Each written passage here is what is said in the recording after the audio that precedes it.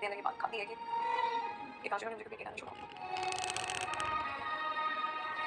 काश मेरा बचपन भी बाकी सारे बच्चों की तरह नॉर्मल बचपन गुजरा होता। यही सवाल मुझे तंग करता है कि उन्होंने मेरे साथ ऐसे क्यों किया।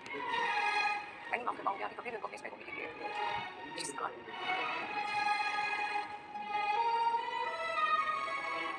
मैंने तेरी सबसे कोशिश की थी।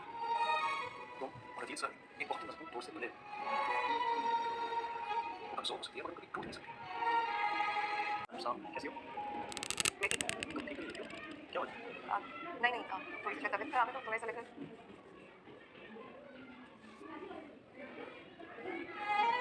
तो अभी कहाँ यूनिवर्सिटी में? हाँ यूनिवर्सिटी में बस घर के लिए निकल रही हूँ। मैं तुम्हारे पास हाँ नहीं बात तो सुनो।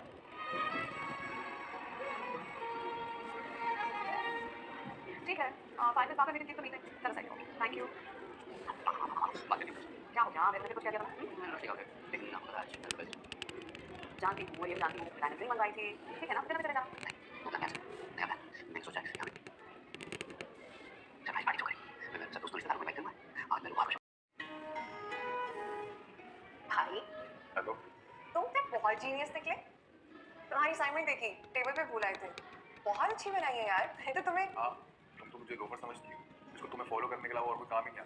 नहीं ऐसा भी नहीं है बल्कि इससे भी बुरा समझती थी।